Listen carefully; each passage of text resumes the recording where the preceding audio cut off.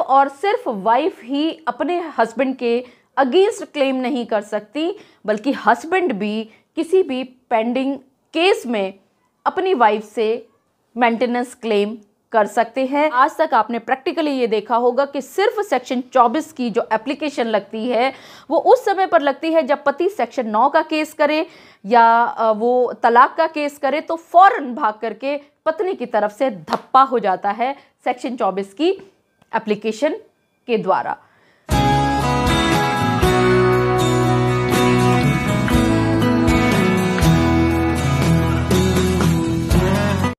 मेरे बहुत सारे सब्सक्राइबर्स मुझसे बार बार एक बात पूछ रहे हैं कि सेक्शन 24 की एप्लीकेशन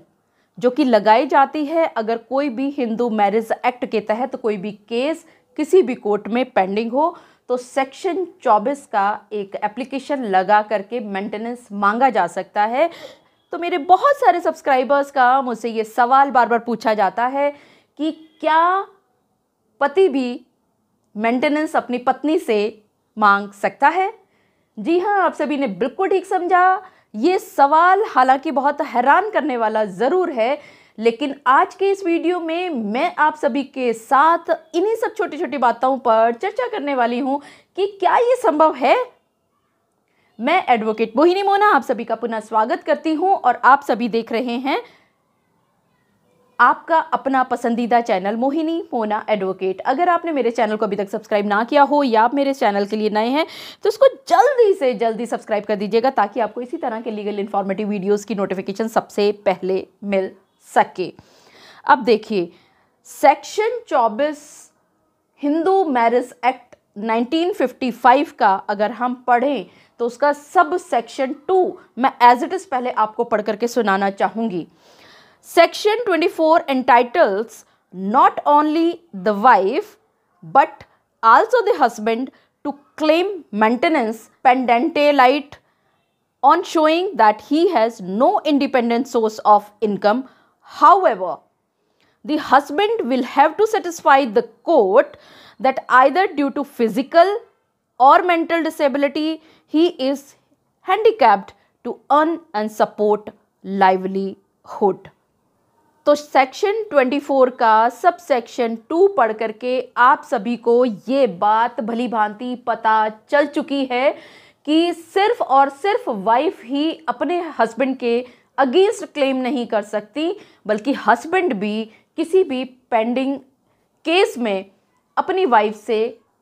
मेंटेनेंस क्लेम कर सकते हैं। लेकिन यहाँ पर एक बात आप सभी को बहुत अच्छी तरह से गांठ मार लेनी होगी कि अगर पति ये एप्लीकेशन दायर कर रहा है तो जो सबसे पहले उसको बात ध्यान रखनी है वो ये है कि उसकी कोई भी इंडिपेंडेंट सोर्स ऑफ इनकम पति का नहीं होना चाहिए। यानी पति को अपने आप को बेरोजगार कोर्ट को सिर्फ दिखाना ही नहीं होगा, बल्कि सच्चाई में अगर वो बेरोजगार है तो ही वो इस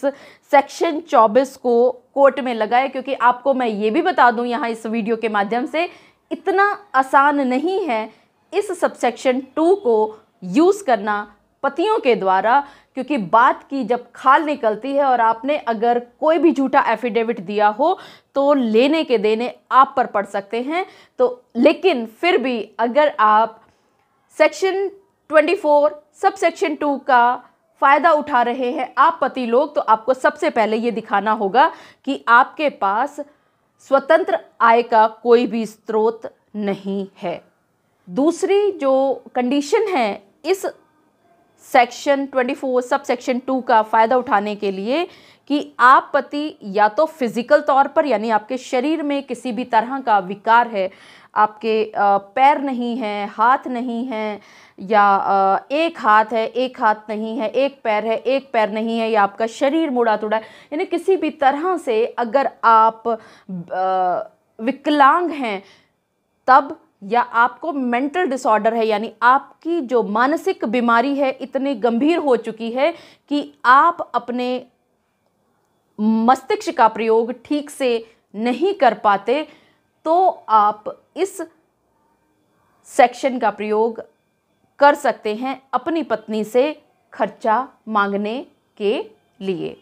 और यहाँ पर जब आप अपने आप को विकलांग शो कर रहे हैं, चाहे वो शारीरिक रूप से हो, चाहे वो मानसिक रूप से हो, तो आपको ये दिखाना होगा, बताना होगा, कोर्ट को कन्विंस करना होगा कि आप अब पैसा कमाने की स्थिति में नहीं हैं। या तो हो सकता है कि आप व्हील चेयर पर हैं और बिल्कुल आपका दिमाग नहीं चल रहा है, या आपका शरीर नहीं चल रहा, या आप बिल्कुल बेड रिटन हो चुके हैं और आपको ये लाभ उठाने के लिए सिर्फ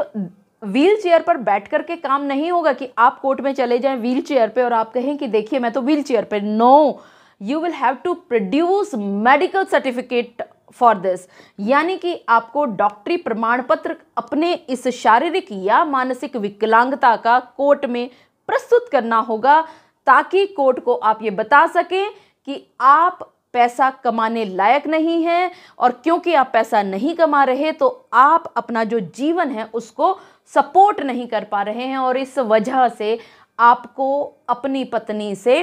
खर्चा चाहिए। इसके अलावा आप सेक्शन 24 के सब सेक्शन में अपनी पत्नी से उस हालात में भी खर्चा मांग सकते हैं जबकि आपकी पत्नी आपके बच्चों को छोड़ करके और अपने मायके में जाकर के बैठ गई हैं।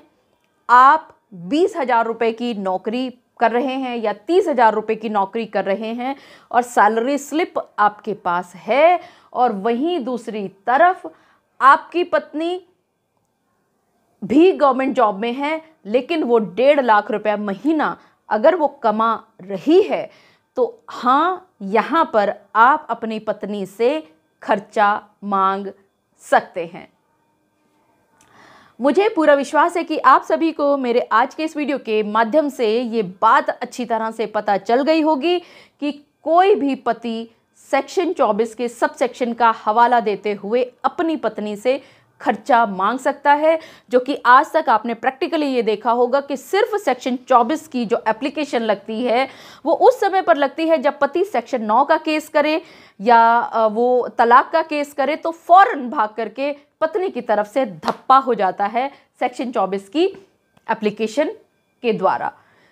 यहाँ अगर इन 3 स्थितियों में से कोई भी एक स्थिति में आप फॉल करते हैं तो आप पति भी अपनी पत्नी के खिलाफ सेक्शन 24 सब सेक्शन 2 के तहत एक एप्लीकेशन दायर करके अपनी पत्नी से खर्चा मांग सकते हैं।